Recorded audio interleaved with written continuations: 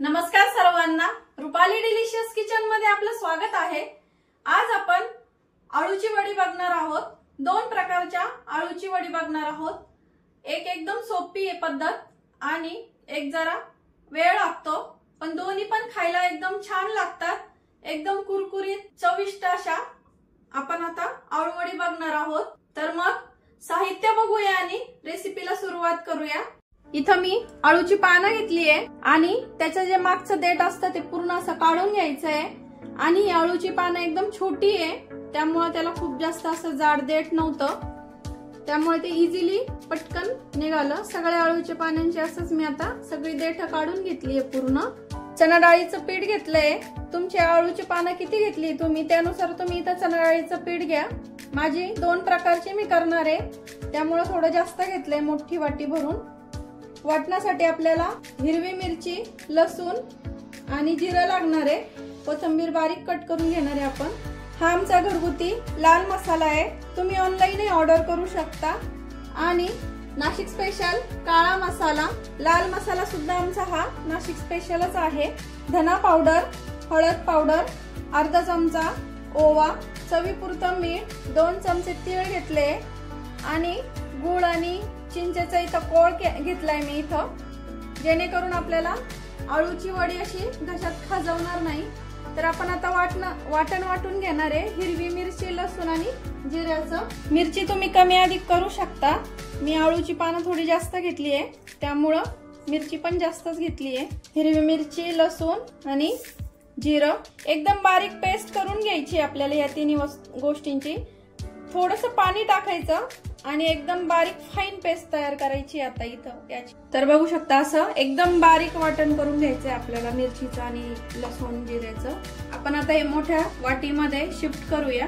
कोथिंबीर टाकून घ्यायची भरपूर अशी, कोथिंबीरीने छान चव येते। हे मसाले टाकून घेऊया। 1 चमचाभर आमचा हा घरगुती लाल मसाला, 1 चमचा धना पावडर, अर्धा चमचा हळद, ओवा घेतलाय तो हातावर थोडासा क्रश करून टाकायचा, म्हणजे छान फ्लेवर उतरतो। चवीपुरतं घेतलेलं मीठ, भरपूर असे तीळ घेतले इथं, पांढरे तीळ, चिंचेचा आणि गुळाचा कोळ घेतलाय हा टाकून घ्यायचा इथं। वाटण जे वाटून घेतलंय ते इथं टाकून घ्यायचंय पूर्ण। आता मसाले वगैरे जे टाकलंय ते सगळं छान मिक्स करून घ्यायचंय आधी आपल्याला पिठामध्ये। आता थोडं थोडं पाणी टाकून आपल्याला इथं पीठ मळून घ्यायचंय, खूप पातळ नाही मळायचंय। आपण जी पहिले वडीचा प्रकार बघणार आहोत त्या वडीला खूप जास्त पातळ पीठ लागत नाही, थोडंसं घट्टसरच लागतं, तेव्हाशी ती छान होते। आता मी हे पीठ छान मळून दाखवते तुम्हाला। तर इतकं घट्टसर आपल्याला हे पीठ ठेवायचंय। आपण जी स्टीम करून घेणार आहे वडी आधीची, त्या वडीसाठी आपल्याला असंच बॅटर लागणार आहे आणि नंतरच्या वडीसाठी कसं लागतं ते मी नंतर सांगते। आणि आपल्याला दोन्ही वडीला एकच मिश्रण लागणार आहे हे।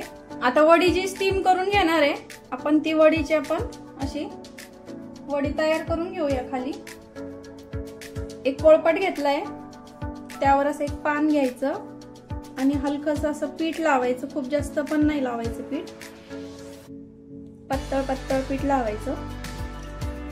छोटी छोटी पानं आहेत म्हणून मी एका याच्यावर 5 ते 6 पानं लावणार आहे। आता उलट लावायचं आपल्याला हे असं।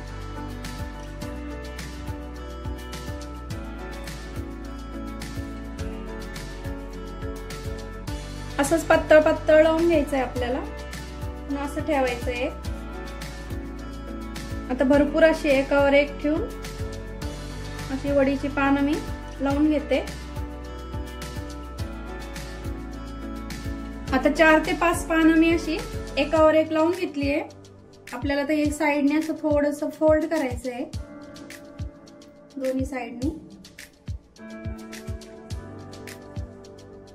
आणि याला पण वरतून असं थोडंसं पीठ लावून घ्यायचंय।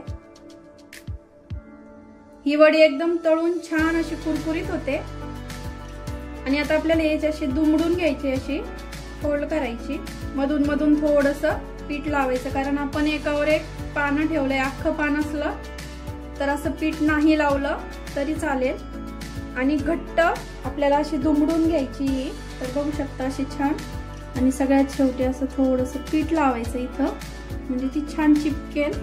तर असं असेच सगळे आता रोल तयार करून घ्यायचे आहेत आपल्याला।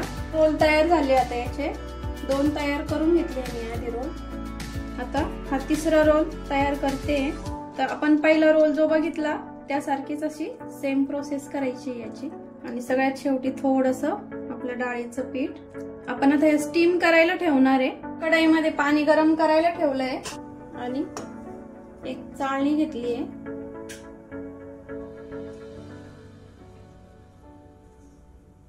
आपण आता या कढईवर ठेवून घेणार ही चाळणी आणि ह्या ज्या रोल तयार करून घेतले आहेत हे रोल आपण यावरती ठेवून देणार आहे आणि यावरती झाकण ठेवायचं आहे आपल्याला आणि 10 ते 15 मिनिटं शिजून घ्यायचे आहे हे रोल। तोपर्यंत आपण सेकंड प्रोसेस करणार आहे, म्हणजे आपण जी दुसऱ्या प्रकारची जी वडी तयार करणार आहे तिचा प्रकार आपण तोपर्यंत करून घेऊया ही वडी स्टीम होईपर्यंत। आपण आधीचं जे पीठ घेतलंय आधीच्या वडीसाठी त्यामध्ये अजून थोडंसं 2 चमचेभर आपल्याला इथं पाणी टाकायचं आहे आणि थोडंसं पातळ करायचं आहे, कारण आपण ही वडी ना तव्यावरती करणार आहे।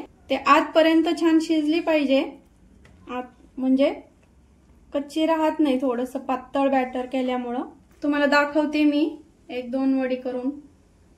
आता आपल्याला असे पातळ पातळ एकदम पीठ लावून, खूप जास्त पीठ लावायचं नाही या वडीला, पण एकदम सिंपल पद्धत आहे ही, एक खूप झटपट होते। सिंगल पानाचेच आपल्याला इथं रोल करून घ्यायचे आहेत। पूर्ण असे छोटे छोटेच पानं घेतले आहेत मी एकदम। तर आता सर्व वड्या अशा तयार करून घेते आणि तुम्हाला दाखवते मी। सेम अशीच सगळे तयार करून घ्यायचे आपल्याला सिंगल पानाच्या। सिंगल पान केल्यामुळं वडी छान शिजते, म्हणून सिंगलच पान ठेवायचं आहे। आपण इथं सर्व वड्या अशा या प्रकारे तयार करून घेतल्या आहे आणि थोडंसं पीठ आपल्याला इथं उरवायचं आहे, शेवटी सांगते मी कशासाठी। आणि आपल्या आता वड्या शिजल्यात का, या आधी स्टीम करायला ठेवलेली ही वडी शिजली आहे का बघूया। तर बघू शकता छान शिजली आहे। आता एक रोल यातला मी थंड करायला ठेवणार आहे, तोपर्यंत आपण सेकंड जी वडी आहे ती करून घेऊया, म्हणजे तोपर्यंत हा रोल पण छान थंड होईल। थंड करण्यासाठी हा रोल मी असं एका डिश मध्ये आता काढून घेतलाय, थंड करून घेऊया। इथं तवा गरम करायला ठेवलाय आपण आता।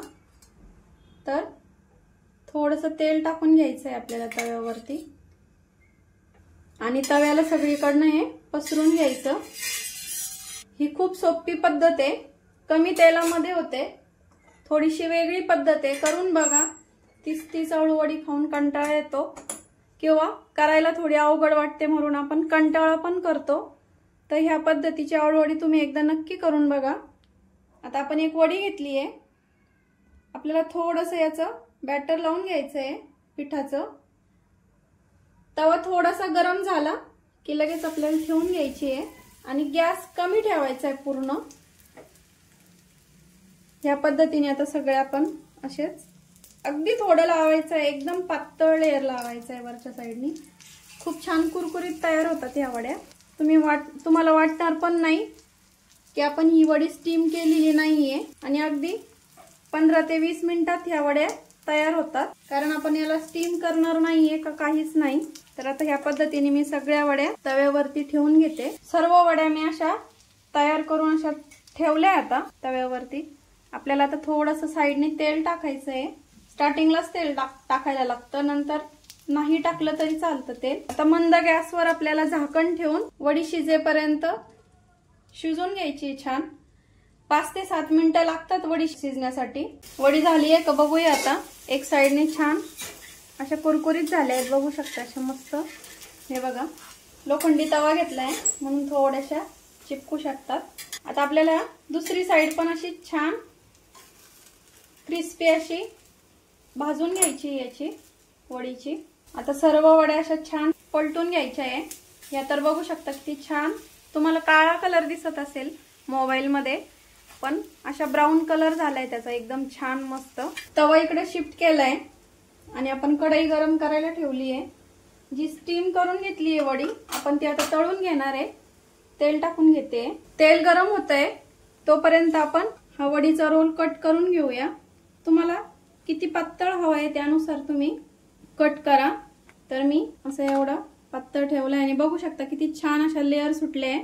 तर आता सर्व वड्या अशाच मी कट करून घेते आणि तेल गरम झालं की आपल्याला लगेच तळून घ्यायचे आहेत या। आणि बाकीचे जे 2 रोल आहेत ते तसेच ठेवणार आहे मी फ्रीज मध्ये। ते 2 ते 3 दिवस आरामात फ्रीज मध्ये टिकतात। तुम्हाला हवं तेव्हा तुम्ही ते काढून तळून खाऊ शकता। तर बघू शकतात एक ना एक वडीची छान अशी लेयर सुटली आहे, खूप मस्त झाले। तव्यावरच्या वड्या पण आपले छान झाले आहेत। आता गॅस बंद करूया। एकदम क्रिस्पी झाले आहेत एकदम ह्या। तुम्हाला हवं असेल तर तुम्ही ह्या पण वड्या कट करू शकता, पण ह्या अशा पण खूप छान लागतात। बघू शकता अशा क्रिस्पी झाले पूर्ण वड्या आणि आतल्या साइडनी पण छान शिजले। हे बघा वडी लगेच तुटते, याचा अर्थ छान शिजली आपली वडी ही तव्यावरची पण। आता गॅस बंद केलाय मी। तेल गरम झालंय का बघूया। छान झालंय गरम।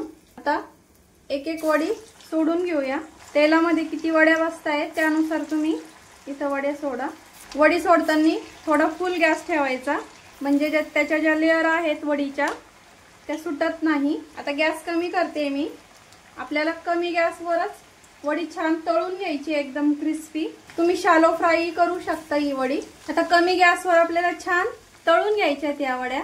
ज्या वड्या तळल्या आहेत त्या काढून घेते मी। पण स्टार्टिंगला जी वडी सोडली आहे ती छान तळून झाली आहे। आता आपल्याला हे एकदम कमी गॅसवरती छान कुरकुरीत होईपर्यंत तळून घ्यायचे आहेत। सर्व वड्या आपल्या छान आता तळून झाल्या आहेत। इथं काढून घेऊया। एकदम अशा कुरकुरीत झाल्या वड्या आणि बघू शकता अजिबात अशा तेलकट झाल्या नाहीये। असं डिश मध्ये टाकला का आवाज येतोय मस्त असं कुरकुरीत। तर मस्त अशी स्टीम केलेली आणि तळलेली कुरकुरीत आळूवडी आणि झटपट होणारी आपली ही तव्यावरची कमी तेलकट ही आळूवडी। तुम्हाला कुठल्या पद्धतीची रेसिपी आवडली आळूवडीची ती नक्की कमेंट मध्ये सांगा आणि रेसिपी नक्की करून बघा। रेसिपी आवडली असेल तर लाईक, शेअर, सबस्क्राइब करायला विसरू नका। रेसिपी नक्की ट्राय करा, कारण घरचं जेवण हे खरंच स्वादिष्ट असतं। अशाच नवीन छान छान रेसिपींसोबत पुन्हा भेटूया। तोपर्यंत बाय बाय।